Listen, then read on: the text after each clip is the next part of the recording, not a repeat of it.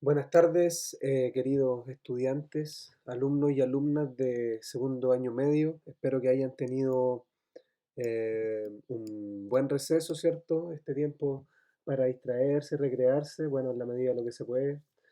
Y bueno, nosotros retomando, ¿cierto?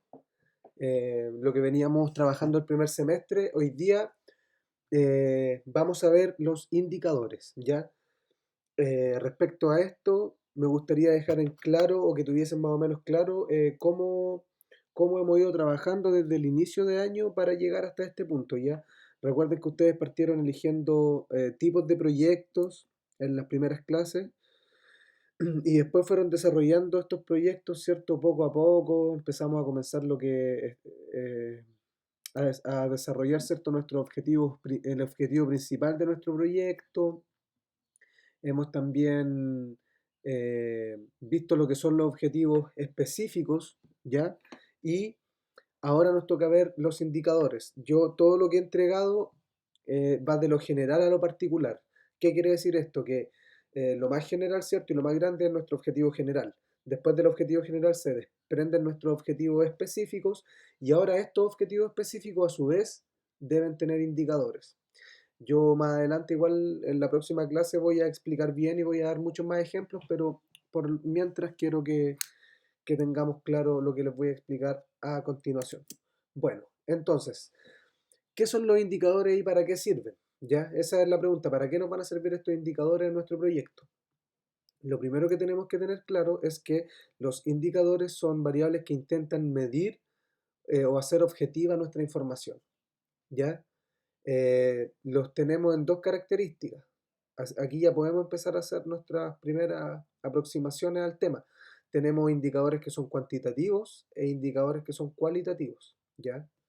Eh, entonces, básicamente, estos indicadores son respaldos, ¿cierto? Para nuestros proyectos, para las acciones que nosotros vamos a desarrollar en nuestro proyecto. Y bueno, entre los principales atributos, las características que debiese tener un indicador bien logrado, ¿cierto? Debería estar la disponibilidad, especificidad, confiabilidad, sensibilidad y alcance. Esto lo vamos a ver a continuación, ¿ya?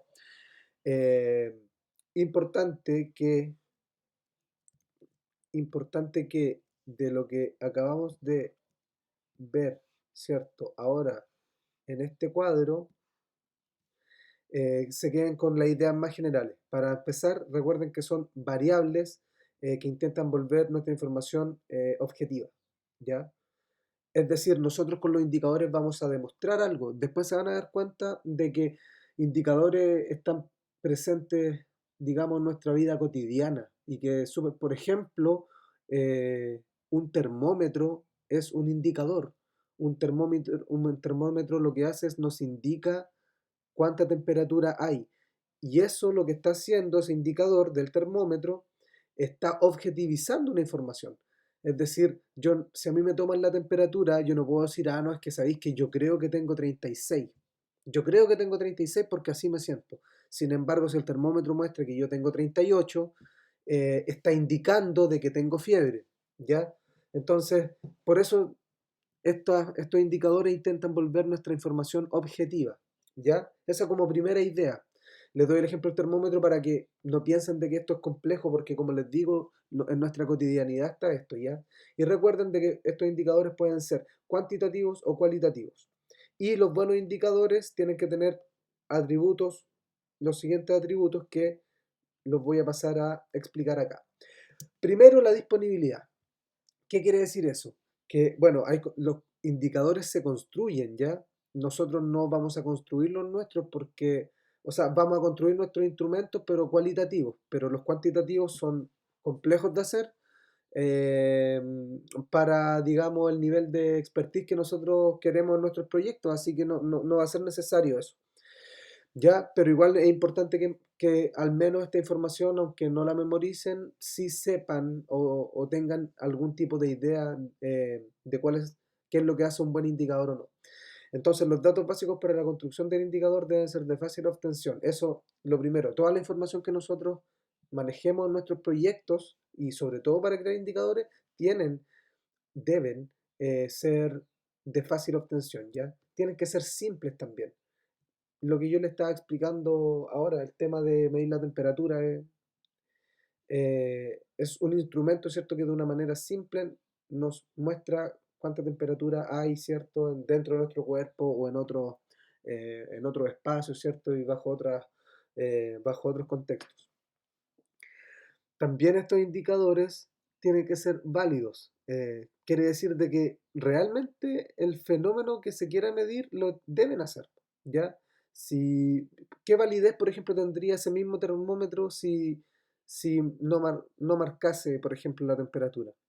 Y pasa, por ejemplo, respecto aquí de la validez, si ustedes se dan cuenta, hoy por hoy, si uno va a comprar al supermercado o algo al centro y están midiendo la temperatura, ¿cierto? Por el tema de la pandemia, y nos damos cuenta de que no todos los termómetros que utilizan son válidos o están buenos, porque muchos de ellos no están hechos, creados para medir la temperatura del ser humano, pues. Entonces, no sé qué tan válidos sean. Tienen que ser específicos también, tiene que medir realmente eso. Imagínense el mismo, voy a seguir con el ejemplo del termómetro. Imagínense el termómetro no marcara específicamente los grados así 36,2 y los marcara a lo mejor de 5 en 5. Es decir, marcara 30, 35 o 40. Y resulta que nosotros necesitamos saber si la persona tiene o no fiebre, y ese rango de fiebre casi siempre oscila entre los 37 o 38 grados.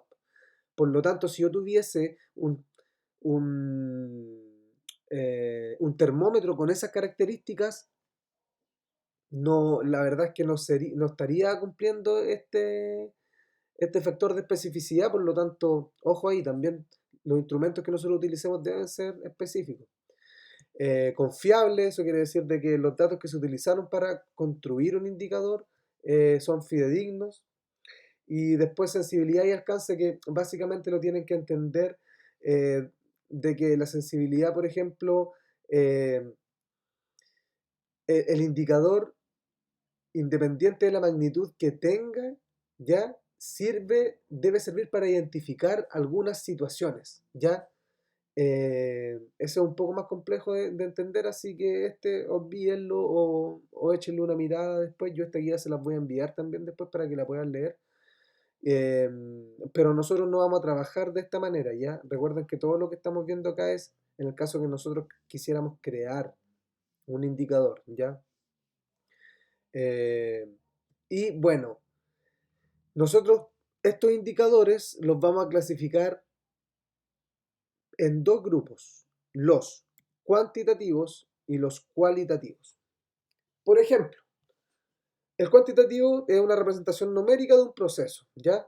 Y eso nosotros lo analizamos, es decir, es una cantidad, una medida, un número. Y dan respuesta a preguntas de cuánto, cada cuánto pasa, frecuencia, perdón, y otras variables.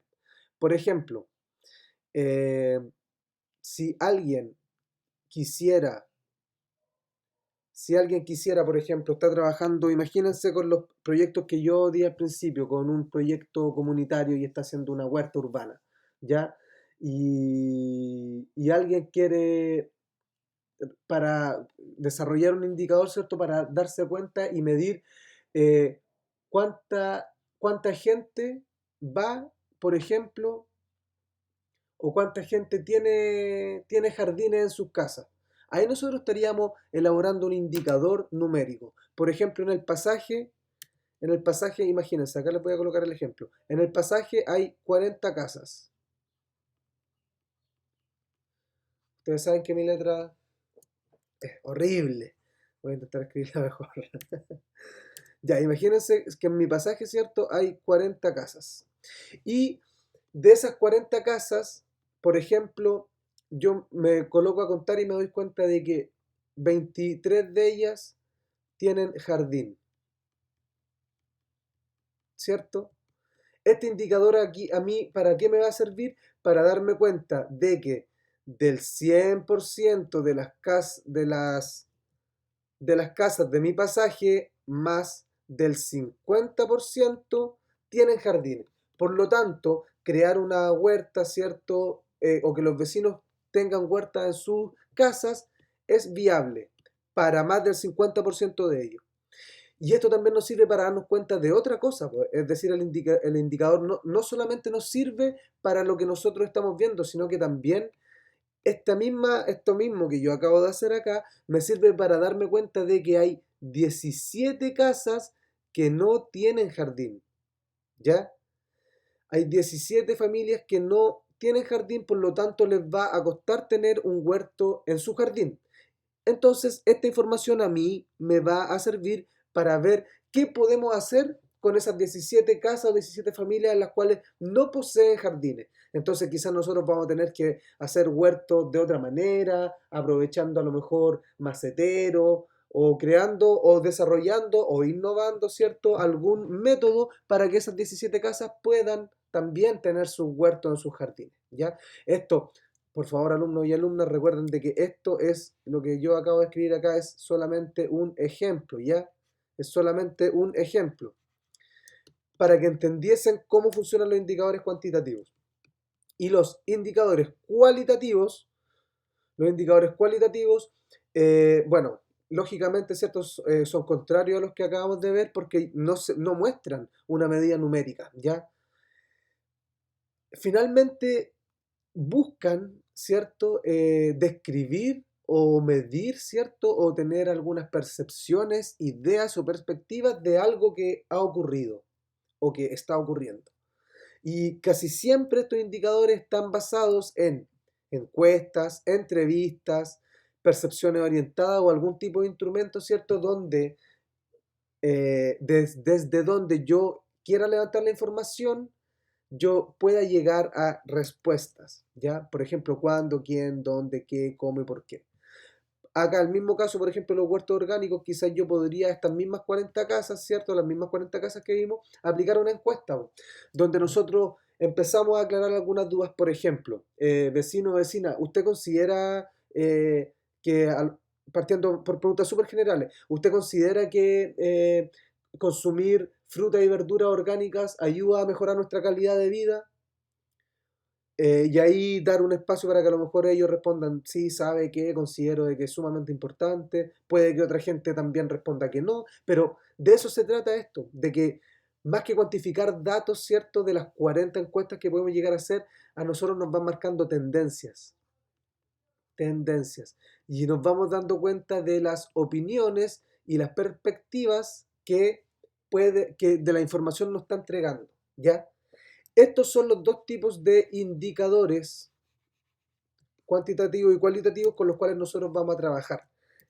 Entonces, eh, resumiendo y rematando nuestra primera clase del segundo semestre. Recordemos siempre entonces que los indicadores son variables que intentan volver la información objetiva, ya como yo les decía. Estos pueden ser cualitativos, cuantitativos, ¿cierto? Y respaldan nuestras acciones. Como yo les mostraba el ejemplo de las 40 casas, cuántos tenían jardines para poder tener una huerta, eso respalda una acción. Entonces yo puedo después decir, oye, ¿sabéis que la mayoría de mis vecinos, o por ejemplo, si aplicásemos un indicador cualitativo de la entrevista, ¿cierto? A una encuesta. Yo con esa información yo podría decir, oye, ¿sabes qué? Muchos de los vecinos de mi pasaje me dicen que están preocupados por su alimentación y que creen que la construcción de un huerto comunitario sería un gran paso para mejorar su calidad de vida. Esos son datos que a nosotros respaldan nuestras acciones. Entonces eso es lo que buscan los indicadores, ¿ya? Y bueno, tienen que tener algunos atributos, ¿cierto? Que los vimos, es decir, que la información sea válida, simple, tienen que ser específicos, eso es sumamente importante, y otras eh, características como de disponibilidad, ¿cierto? Y todo eso. Eso es sumamente importante, ya que ustedes sepan qué son los indicadores y para qué sirven, y esto también es sumamente importante, se los voy a marcar, ya, esto también es sumamente importante porque acá nosotros nos damos cuenta que un indicador son instrumentos que nosotros podemos desarrollar de manera simple a través de encuestas, entrevistas y otras cosas, ya, así que eso, estimados alumnos y alumnas, la próxima semana volvemos a la modalidad de clase en Zoom, ¿ya? Yo esta guía se las voy a enviar a ustedes y esto también empiecen, bueno, ahora no tienen que hacer ningún trabajo ya, pero les pido por favor de que esto lo comprendan, más que, como siempre les pido, más que lo memoricen y todo, que sean capaces de comprender esto, porque después cuando tengamos que aplicarlo a nuestros proyectos nos va a servir mucho. Así que eso, estimados alumnos y alumnas, espero que estén muy bien y nos veremos en las próximas semanas, ¿cierto? En clases por Zoom. Un abrazo a cada uno de ustedes y que estén muy bien.